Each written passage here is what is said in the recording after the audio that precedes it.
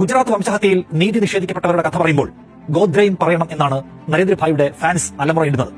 ഗോദ്രയിൽ ഒരു തീവണ്ടി കത്തിയതിന് 150 കിലോമീറ്റർ അപ്പുറത്ത് അഹമ്മദാബാദിൽ സ്ത്രീകളെ ബലാത്സംഗം ചെയ്യാനും കുഞ്ഞുങ്ങളെ ചുട്ടുകൊല്ലാനും വർഗീയ ഭീകരവാദികൾക്ക് അവകാശമുണ്ടായിരുന്നു എന്ന മട്ടിൽ കഥ എഴുതണമായിരുന്നു എന്നാണ് ബാബു ബജ്രംഗിമാരുടെ അനുയായികൾ ആവശ്യപ്പെടുന്നത്.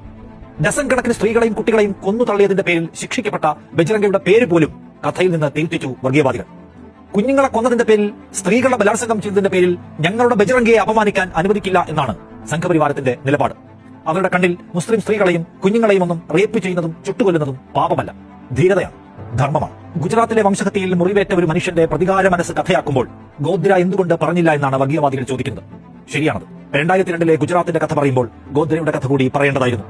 പക്ഷേ അത് ഏത് കഥയാണ് എന്നതാണ് ചോദ്യം, അല്ലെങ്കിൽ ഏതൊക്കെ കഥകളാണെന്ന്.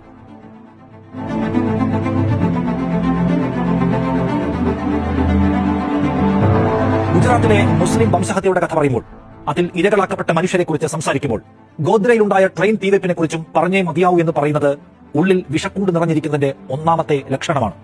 ഗുജറാത്തിൽ മുസ്ലിം സ്ത്രീകളെയും കുഞ്ഞുങ്ങളെയും പൈശാചികമായി കൊല്ലാൻ അവിടുത്തെ ഹിന്ദുത്വ വർഗീയവാദികൾക്ക് കാരണമുണ്ടായിരുന്നു എന്നാണ് ഈ വിഷക്കൂട്ടം പറഞ്ഞ് സമർത്ഥിക്കാൻ ശ്രമിക്കുന്നത്. ഗോദ്രയിൽ ട്രെയിനിന് തീപിടിച്ച് കർഷകർ കൊല്ലപ്പെട്ടതിന് അതുമായി ഒരു ബന്ധവുമില്ലാത്ത മനുഷ്യരെ റേപ്പ് ചെയ്തും ജനനേന്ദ്രിയം മുറിച്ചും കുത്തിയും ചുട്ടും കൊല്ലാൻ അവിടുത്തെ ഹിന്ദുക്കൾക്ക് അവകാശമില്ലേ എന്നാണ് ഇവർ പറയാതെ പറയുന്നത്. അതാണ് അവരുടെ മനസ്സ്. നോക്കൂ, ഗോദ്രയിൽ നിന്ന് 130 കിലോമീറ്റർ അപ്പുറത്ത് കത്തിത്തീർന്ന മനുഷ്യരിൽ ഭൂരിപക്ഷം പേർക്കും ഞങ്ങൾ എന്തിനാണ് ആക്രമിക്കപ്പെടുന്നത് എന്ന് പോലും തിരിച്ചറിയാതെയാണ് അവർ മരിച്ചത്. അതുകൊണ്ട് അവിടെ നിന്ന് ചാവാതെ അതിജീവിച്ച ഒരു കുട്ടി തങ്ങളെ വേട്ടയാടിയ മനുഷ്യരോട് രോഷാകുലനാകും. ആ കുട്ടിയോട് ഗോദ്ര കൂടി ആലോചിക്കണം എന്ന് പറയാൻ ആർക്കാണ് അവകാശം? ഗോദ്രയിൽ ആ കുട്ടിക്ക് എന്താണ് പങ്ക്? അഹമ്മദാബാദിൽ റേപ്പിനിരയായി ചോര വാർന്നു മരിച്ച ഒരു സ്ത്രീയുടെ മകന് 130 കിലോമീറ്റർ അപ്പുറത്തുണ്ടായ ഒരു ദുരന്തത്തിന്റെ ഉത്തരവാദിത്തം ഏറ്റെടുക്കേണ്ട എന്ത് ബാധ്യതയാണ് ഉള്ളത്? പക്ഷേ 2002 ഗുജറാത്ത് വംശഹത്യ കർഷകരുടെ മരണം കൂടി ഉൾച്ചേർന്നതാണെന്നും അതുകൊണ്ട് ആ വർഷത്തിന്റെ ചോരക്കഥ പറയുമ്പോൾ സബർമതി ട്രെയിനിന്റെ കഥയും പറയണമെന്ന് പറയുന്നവർ ഒരു കാര്യം ആലോചിക്കണം, അതിൽ എത്ര കഥകളുണ്ട് എന്ന്. ഒറ്റ നോട്ടത്തിൽ നിറയെ ദുരൂഹതകളുള്ള ആ സംഭവം പരിശോധിക്കുന്നതിന് മുൻപ് നാം ഒന്ന് മനസ്സിലാക്കിക്കൊള്ളണം. ഏത് സമയത്തും നിമിഷാർത്ഥം കൊണ്ട് ഭീകരരൂപം പ്രാപിക്കാൻ കഴിയുന്ന ഒരു കലാപ സംഘം സർവ്വസന്നാഹങ്ങളുമായി സജ്ജമായിരിക്കുമ്പോഴാണ് സബർമതി ട്രെയിനിന് തീ പിടിക്കുക എന്ന പ്രകോപനം സംഭവിക്കുന്നത്. പൊടുന്നനെ ഗുജറാത്തിൽ പലയിടത്തായി പൊട്ടിപ്പുറപ്പെട്ട ആക്രമണം 2000-ഓളം മുസ്ലിങ്ങളെ കൊന്നു. പോലീസ് നിഷ്ക്രിയമായ ഇടങ്ങളിലായിരുന്നു സകല പൈശാചികതയും അരങ്ങേറിയത്. സർക്കാർ സർവാർത്ഥത്തിലും നിസ്സംഗമായിരുന്നു 3 ദിവസം. 3 ദിവസത്തെ ഹിന്ദു രോഷം ആരാലും തടയപ്പെടില്ല എന്ന് അന്നത്തെ മുഖ്യമന്ത്രി തന്നെ ഉറപ്പുകൊടുത്തതായി പലരും പിന്നീട് പൊതുസമൂഹത്തോട് പറഞ്ഞു. അത്രയും മുന്നൊരുക്കം പലയിടങ്ങളിലായി ഒരേ സമയം അരങ്ങേറിയ കൂട്ടക്കൊലയ്ക്ക് ഉണ്ടായിരുന്നുവെന്ന് വ്യക്തം. മുസ്ലിങ്ങളെ വകവരുത്താനുള്ള പദ്ധതിയുമായി ഒരു തീപ്പൊരിക്ക് വേണ്ടി കാത്തിരുന്നത് എന്ന് ഉറപ്പിച്ചു പറയാൻ കഴിയുന്ന സാഹചര്യം. അങ്ങനെ ഒരു ഘട്ടത്തിലാണ് സബർമതിയിൽ തീപിടുത്തം ഉണ്ടാകുന്നതെന്ന് ഒരിക്കലൂടി ഓർത്തുവച്ചേക്കുക. അയോധ്യ സന്ദർശനം കഴിഞ്ഞ് മടങ്ങിയെത്തിയ കർഷകർ സഞ്ചരിച്ചിരുന്ന ട്രെയിനിലെ 2 ബോഗികൾക്കാണ് അന്ന് തീപിടിച്ചത്. 59 ആളുകൾ ആ ദുരന്തത്തിൽ ദാരുണമായി കൊല്ലപ്പെട്ടു. റെയിൽവേ സ്റ്റേഷനിൽ അവിടുത്തെ മുസ്ലിം കച്ചവടക്കാരുമായി കർഷകർ തർക്കത്തിലേർപ്പെട്ടുവെന്നും അതിന് പിന്നാലെ മുസ്ലിങ്ങൾ ട്രെയിനിന് തീവെച്ചുവെന്നുമാണ് പോലീസ് കേസ്, അല്ലെങ്കിൽ സംഘപരിവാരത്തിന്റെ കഥ. പോലീസ് അന്വേഷണം, പിന്നാലെ ജുഡീഷ്യൽ അന്വേഷണം, ഒടുവിൽ 2011 പ്രത്യേക കോടതി 31 പേരെ കുറ്റക്കാരായി കണ്ടെത്തി. അതിൽ 11 പേർക്ക് വധശിക്ഷ വിധിച്ചു, ബാക്കിയുള്ളവർക്ക് ജീവപര്യന്തവും. മുഖ്യ സൂത്രധാരനെന്ന് പോലീസ് ആരോപിച്ചയാളടക്കം 63 പേരെ കോടതി വെറുതെ വിടുകയും ചെയ്തു. 2011 ഗുജറാത്ത് ഹൈക്കോടതി 11 പേരുടെയും വധശിക്ഷ ജീവപര്യന്തമാക്കി കുറച്ചു. അതിൽ ഒരാൾക്ക് മാത്രം 17 വർഷം കഴിഞ്ഞപ്പോൾ സുപ്രീം കോടതിയിൽ നിന്ന് ജാമ്യം കിട്ടി. ബാക്കി 30 പേരും ഇപ്പോഴും ഈ 23-ാം വർഷത്തിലും ജയിലിൽ തുടരുന്നു. ഇത്രയുമാണ് ഗോദ്ര തീവെപ്പ് കേസുമായി ബന്ധപ്പെട്ട അടിസ്ഥാന വിവരങ്ങൾ. എന്നാൽ മനസ്സിലാക്കിയും തിരിച്ചറിഞ്ഞിരിക്കേണ്ട വിവരങ്ങളും വസ്തുതകളും ഇവിടെ തീരുന്നില്ല. 2002 ഫെബ്രുവരി 27-ന് തീവണ്ടിക്ക് തീപിടിച്ചപ്പോൾ അന്നത്തെ പ്രധാനമന്ത്രി അടൽ ബിഹാരി വാജ്പേയി അതിനെ അപകടമെന്നാണ് പാർലമെന്റിൽ പ്രസ്താവിച്ചത്. അന്ന് ജില്ലാ കളക്ടറായിരുന്ന ജയന്തി രവി സംഭവ സ്ഥലത്തെത്തി പരിശോധന നടത്തിയ ശേഷവും അതിനെ ഒരു അപകടം എന്നാണ് വിശേഷിപ്പിച്ചത്. പക്ഷേ വളരെ പെട്ടെന്ന് അത് ഹിന്ദുക്കൾക്കെതിരെ മുസ്ലിങ്ങൾ നടത്തിയ വർഗീയ ആക്രമണമെന്ന് മാറ്റി വായിക്കപ്പെട്ടു. അതിലേക്ക് നയിച്ച ഘടകങ്ങൾ എന്തെല്ലാമാണെന്ന് പുതിയ സന്ദർഭത്തിൽ നാം പരിശോധിക്കണം. 2002 ഫെബ്രുവരി 27-ന് വൈകുന്നേരത്തോടെ ഗോദ്ര ദുരന്തം സംഭവിക്കുന്നു. ഏതെങ്കിലും വിവരങ്ങളുടെയോ അന്വേഷണ റിപ്പോർട്ടുകളുടെയോ ആധികാരികതയില്ലാതെ അത് പാകിസ്ഥാൻ ചാരസംഘടന ചെയ്ത കിരാതകൃത്യമാണെന്ന് മുഖ്യമന്ത്രി നരേന്ദ്രമോദി പ്രസ്താവിച്ചു. തൊട്ടുപിന്നാലെ സംഭവമുണ്ടായ പ്രദേശത്തെ മുസ്ലിം കടകളും ചില വീടുകളും നോട്ടീസ് പോലും കൊടുക്കാതെ പൊളിച്ചെറിഞ്ഞു സർക്കാർ. എന്നിട്ട് രാകേഷ് അസ്താന എന്ന ഓഫീസർക്ക് അന്വേഷണ ചുമതല കൈമാറുന്നു. അസ്താനയുടെ നേതൃത്വത്തിൽ നടന്നത് സമാനതകളില്ലാത്ത മുസ്ലിം വേട്ട എന്ന് തന്നെ പറയാം. ആ മേഖലയിലെ മുസ്ലിം ചെറുപ്പക്കാരെ കൂട്ടത്തോടെ ട്രെയിൻ തീപിടുത്തത്തിൽ അസ്താനയുടെ സംഘം പ്രതികളാക്കി. ഒരു ഘട്ടത്തിൽ ISI എന്നും മറ്റൊരിക്കൽ സിമി എന്നും പിന്നീട് പ്രാദേശികമായ ആസൂത്രണമെന്നും മയക്കുമരുന്ന് മാഫിയ എന്നുമൊക്കെ നിലപാട് മാറ്റി പറഞ്ഞ ഒടുക്കം 31 പേരെ എന്നേക്കുമായി ജയിലിലാക്കുന്നതിൽ കലാശിച്ചു മോദിക്ക് വേണ്ടി അസ്താന നടത്തിയ അന്വേഷണത്തിന്റെ ഗതി. ഇനി ഈ സംഭവത്തിലെയും അന്വേഷണത്തിലെയും സംശയങ്ങളും ദുരൂഹതകളും പരിശോധിക്കാം. ഒന്ന്, മുൻപ് പറഞ്ഞതുപോലെ ഗോദ്ര തീപിടുത്തത്തിലെ മുഖ്യ സൂത്രധാരനെന്ന് പോലീസ് ആക്ഷേപിച്ചയാൾ തന്നെ കുറ്റവിമുക്തനാക്കപ്പെട്ട കേസിൽ ബാക്കിയുള്ളവർ എങ്ങനെ ശിക്ഷിക്കപ്പെട്ടു എന്ന അടിസ്ഥാന ചോദ്യമാണ്. അത് നാം കാണുന്നില്ലേ? ഇന്ധനം വാങ്ങി ആസൂത്രിതമായി കർഷകർ ട്രെയിൻ കത്തിച്ചുവെന്നാണ് പോലീസ് കേസ്. എന്നാൽ ആ കഥയിലെ സാക്ഷികൾ തന്നെ പിന്നീട് ചില കാര്യങ്ങൾ തുറന്നു പറഞ്ഞു. മുസ്ലിം യുവാക്കൾ ഞങ്ങളിൽ നിന്ന് ഇന്ധനം വാങ്ങിയെന്ന സാക്ഷിമൊഴി പോലീസ് പഠിപ്പിച്ചതാണെന്ന് പമ്പ് ജീവനക്കാരായ പ്രഭാസിൻ പട്ടേലും രഞ്ജിത് സിംഗ് പട്ടേലും വെളിപ്പെടുത്തി. പോലീസ് ഓഫീസർ നോയൽ പാമർ അങ്ങനെ മൊഴി നൽകാൻ ഞങ്ങൾക്ക് രണ്ടുപേർക്കും പണം നൽകിയെന്നും കുറച്ച് മുസ്ലിം യുവാക്കളെ ചൂണ്ടിക്കാണിച്ച് എല്ലാം പഠിപ്പിച്ചു തന്നുവെന്നും അവർ പറഞ്ഞു. പെട്രോൾ കൊണ്ടുവന്നു എന്ന് ആരോപിക്കുന്ന കന്നാസുകൾ കിട്ടിയത് സംഭവമുണ്ടായ സ്ഥലത്തു നിന്നേ ആയിരുന്നില്ല എന്നതും ശ്രദ്ധിക്കേണ്ടതാണ്.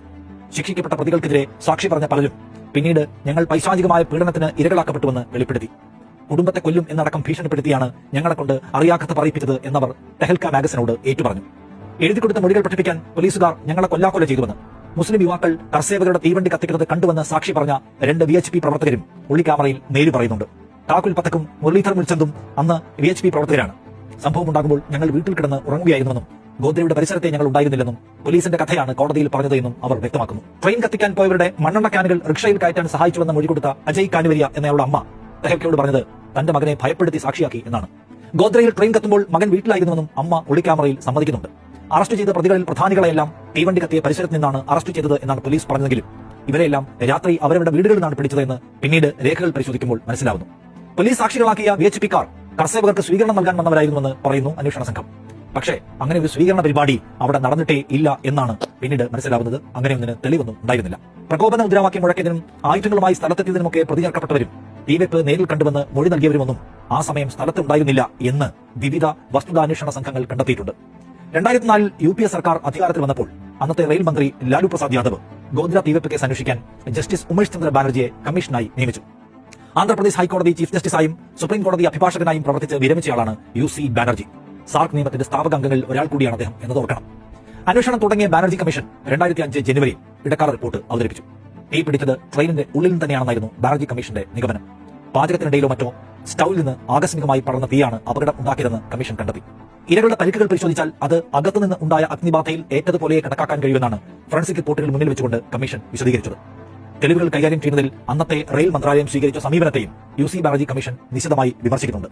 എന്നാൽ UC ബാനർജി കമ്മീഷൻ റിപ്പോർട്ടിലെ കണ്ടെത്തലുകൾ വസ്തുതാവിരുദ്ധമാണെന്നാരോപിച്ച് ഗുജറാത്ത് ഹൈക്കോടതി അത് തള്ളിക്കളഞ്ഞു. അതുകൊണ്ട് തന്നെ ആ റിപ്പോർട്ട് പാർലമെന്റ് മേശപ്പുറത്ത് വയ്ക്കാൻ അന്നത്തെ സർക്കാരിന് കഴിഞ്ഞില്ല. എന്നാൽ 2006 സമർപ്പിച്ച അന്തിമ റിപ്പോർട്ടിലും UC ബാനർജി കമ്മീഷൻ തന്റെ കണ്ടെത്തലുകളിൽ ഉറച്ചു തന്നെ നിന്നു. അതിനിടെ ഗോദ്ര കേസ് അന്വേഷിച്ച അസ്താനയുടെ ജീവിതം തന്നെ മാറി മറിഞ്ഞു എന്നത് നാം ശ്രദ്ധിക്കേണ്ടതാണ്. രാജ്യത്തെ ഏറ്റവും പ്രബലനായ IPS ഓഫീസറായി അയാൾ ഉയർന്നു വരുന്നതാണ് പിന്നീട് കണ്ടത്. വന്ന് CBIയുടെ ഇടക്കാല മേധാവി എന്ന പദവിയിലേക്ക് വരെ അദ്ദേഹം എത്തി. ഗുജറാത്ത് ആസ്ഥാനമായുള്ള സൻഡേസാര കമ്പനിയിൽ നിന്ന് 3.5 കോടി രൂപ അസ്താന കൈക്കൂലി വാങ്ങിയെന്നടക്കമുള്ള ആരോപണങ്ങളെയും അതേ ചൊല്ലിയുള്ള എതിർപ്പുകളെയും എല്ലാം തള്ളിക്കൊണ്ടാണ് അസ്താനയെ പുതിയ പദവികളിലേക്ക് സർക്കാർ പിന്നീട് എടുത്തെടുത്തുയർത്തിയത്. പറഞ്ഞു വന്നത് എന്തെന്നാൽ അയോധ്യയിൽ പോയി വന്ന കർഷകരെ ഗുജറാത്തിലെ മുസ്ലിങ്ങൾ തീവച്ചു കൊന്നു എന്ന പേരിൽ നിയമപരമായി രേഖപ്പെടുത്തിയിരിക്കുന്ന ഗോദ്ര ട്രെയിൻ കേസിനെ ഇത്തരം ചില ദുരൂഹതകൾ ചൂഴ്ന്നു നിൽക്കുന്നു എന്നാണ് യാഥാർത്ഥ്യം. അങ്ങനെ ഒന്നിനെ പോലീസ് കേസ് പോലെ സിനിമയിൽ രേഖപ്പെടുത്തിയില്ല എന്ന് പറഞ്ഞാണ് ഇവിടെ സംഘപരിവാരത്തിന്റെ മുറവിളി. എന്നാൽ ഗോദ്രയുടെ പ്രതികാരം എന്ന പേരിൽ അവിടെയും 130 കിലോമീറ്റർ അപ്പുറത്ത് അഹമ്മദാബാദിലുമടക്കം അരങ്ങേറിയ മുസ്ലിം വിരുദ്ധ വേട്ടയ്ക്ക് ഒറ്റ വശമേ ഉള്ളൂ. അത് ഹിന്ദുത്വ വർഗീയവാദികൾ ആസൂത്രണം ചെയ്ത് നടപ്പാക്കിയ വംശഹത്യയായിരുന്നു. അവർ പോലും അത് നിഷേധിക്കുന്നില്ല എന്നതാണ് യാഥാർത്ഥ്യം.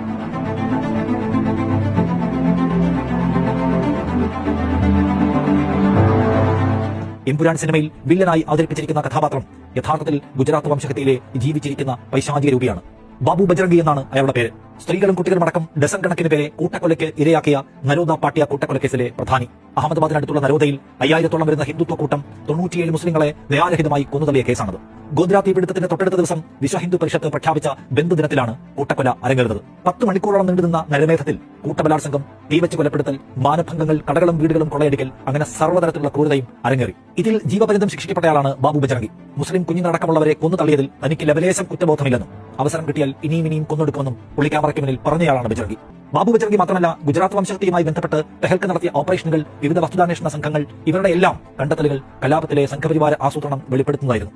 ഞങ്ങൾ അങ്ങനെ ഒരു കലാപത്തിൽ ഏർപ്പെട്ടിരുന്നില്ല എന്ന വാദം ഹിന്ദുത്വ പരിവാരത്തിന് പോലുമില്ല എന്ന് ശ്രദ്ധിക്കേണ്ടതാണ്. ആ കഥയാണ് എമ്പുരാനിൽ മുരളീഗോപിയും പൃഥ്വിരാജും പറയാൻ ശ്രമിച്ചത്. പഴയ ഗുജറാത്ത് മോദി എന്ന നേതാവിനെ സൃഷ്ടിക്കുകയും സംഘപരിവാരത്തിന്റെ ഭരണമുഖത്തെ സാധ്യമാക്കുകയും ചെയ്തുവെന്നതാണ് പിൽക്കാലത്തെ ഇന്ത്യൻ കഥ.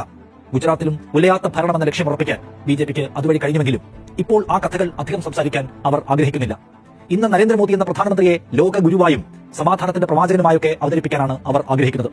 അതുകൊണ്ടാണ് ഗുജറാത്ത് കലാപത്തിന്റെ തലതൊട്ടപ്പനാണ് ഇന്നത്തെ രാഷ്ട്രനായകനെന്ന് ചൂണ്ടിക്കാട്ടിയ BBC ഡോക്യുമെന്ററിയെ അവർ ഇവിടെ നിന്ന് പറപ്പിച്ചത്. BBCയെ തന്നെ റെയ്ഡ് ചെയ്ത് പേടിപ്പിച്ചത്. സാധാരണ നിലയ്ക്ക് പണ്ട് കങ്കണ റണൌത്ത് പറഞ്ഞതുപോലെ 2002 മോദിജി കാട്ടിയ വിരാട് രൂപത്തിന്റെ കഥ അവരെ ആവേശഭരിതരാക്കേണ്ടതാണ്. ആ വിഭജന ബോധം അവർക്ക് കൂടുതൽ വോട്ടുകൾ സമാഹരിച്ച് നൽകേണ്ടതാണ്. പക്ഷെ ഇപ്പോൾ അതിലല്ല അവരുടെ ഊന്നൽ. മോദിയെ നേരിട്ട് ആക്രമിക്കുന്ന, അദ്ദേഹത്തിന്റെ പഴയ കഥകൾ കുത്തി പുറത്തിടുന്ന ഒരു ഏർപ്പാടിനെയും അവർ പ്രോത്സാഹിപ്പിക്കുന്നില്ല. അദ്ദേഹത്തെ ഉലക നായകനാക്കി പ്രതിഷ്ഠിക്കാനുള്ള ഉദ്യമത്തിന് അത് തടസ്സമായേക്കും. അതുകൊണ്ട് മോദിയെ ലോകാരാധ്യനാക്കി അവതരിപ്പിക്കുന്ന സിനിമകളെ മാത്രമേ പരിവാരം ഇപ്പോൾ ഈ നാട്ടിൽ പ്രോത്സാഹിപ്പിക്കുന്നുള്ളൂ. കേരള സ്റ്റോറിക്കും ചാവയ്ക്കും കശ്മീർ ഫയൽസിനും മാത്രമേ പ്രോത്സാഹനവും നികുതി ഇളവുമൊക്കെ കിട്ടൂ. പ്രധാനമന്ത്രി തന്നെ അത്തരം ചിത്രങ്ങൾക്ക് പ്രചാരകനായി എത്തുകയും ചെയ്യും. മറിച്ചാരെങ്കിലും ശ്രമിച്ചാൽ അവരെ ഭരണകൂടത്തിന്റെ ആയുധങ്ങൾ കീറി മുറിക്കും. അതിന്റെ ഏറ്റവും ഒടുവിലെ ഉദാഹരണമാണ് മോഹൻലാലിന്റെ മാപ്പും എമ്പുരാൻ സിനിമയുടെ അണിയറക്കാർക്കെതിരെ നടന്ന ഏജൻസി ആക്രമണം. സംസ്ഥാന ബിജെപി പ്രത്യേക യോഗം കൂടി സെൻസർ ബോർഡിനെ ആക്രമിക്കുന്നത് കണ്ടു. സംസ്ഥാന പ്രസിഡന്റ് തന്നെ പടം ബഹിഷ്കരിക്കണമെന്ന് പരോക്ഷമായി ആഹ്വാനം ചെയ്തു. മോഹൻലാലിനേക്കാൾ പരിധിവിട്ട ആക്രമണം പൃഥ്വിരാജ് നേരിട്ടു. പൃഥ്വിരാജിന് IS ബന്ധമുണ്ടെന്ന ആരോപണവുമായി യുവമോർച്ചയുടെ ഉത്തരവാദപ്പെട്ട നേതാവ് തന്നെ രംഗപ്രവേശം ചെയ്തു. അങ്ങനെ IS ബന്ധമുണ്ടെങ്കിൽ അതൊക്കെ അന്വേഷിച്ച് കണ്ടുപിടിക്കേണ്ട കേന്ദ്ര സർക്കാർ എന്തു ചെയ്യുകയാണെന്ന ചോദ്യത്തിനൊന്നും പ്രസക്തിയില്ല. ഞങ്ങളുടെ എതിർപക്ഷത്തായാൽ എന്തു മോശത്തരവും ഞങ്ങൾ അവർക്കെതിരെ പറയും എന്നതാണ് ലൈൻ. ഒരു കാര്യം ഉറപ്പാണ്, ഇന്നത്തെ ഇന്ത്യൻ കാലാവസ്ഥയിൽ എമ്പുരാൻ തികച്ചും അസാധാരണമായി കൃത്യം നിർവഹിച്ചിരിക്കുന്നു. ഇന്ന് സബ്കാ സാത്ത് സബ്കാ വികാസ് പോലെയുള്ള മുദ്രാവാക്യങ്ങളുടെ ആവരണത്തിൽ മുഖം മിനുക്കി നിൽക്കുന്ന നേതാക്കളും അവരുടെ രാഷ്ട്രീയവും ചോര പുരണ്ട വഴികളിലൂടെ കടന്നു വന്നവരാണ് എന്ന് പറയാൻ ഒരു സിനിമാ സംഘം സന്നദ്ധമായിരിക്കുന്നു. ആ സിനിമയും പിന്നീടുണ്ടായ വിവാദങ്ങളും ഗുജറാത്ത് വംശഹത്യയുടെ നിലവിളി മുഴങ്ങുന്ന കാലത്തേക്ക് നമ്മെ വീണ്ടും വീണ്ടും കൊണ്ടുപോകുന്നു. അങ്ങനെ ഒരു വംശഹത്യ നടന്നതിനെക്കുറിച്ച് അറിവില്ലാതിരുന്ന പുതിയ തലമുറയ്ക്ക് മുന്നിൽ ചോര പുരണ്ട കഥയുടെ ചുരുളഴിക്കാൻ ഈ സിനിമ നിദാനമാകുന്നു. ചരിത്രത്തിലെ മുസ്ലിം രാജാക്കന്മാരെ വില്ലന്മാരാക്കി മാത്രം സിനിമകൾ ഉണ്ടാക്കി വിഭജനത്തിനാക്കം കൂട്ടുന്ന കലാപങ്ങൾക്ക് തിരികൊളുത്തുന്ന ബോളിവുഡിന് ഒരു ചെക്ക് വയ്ക്കാൻ മലയാളത്തിന് കഴിഞ്ഞിരിക്കുന്നു.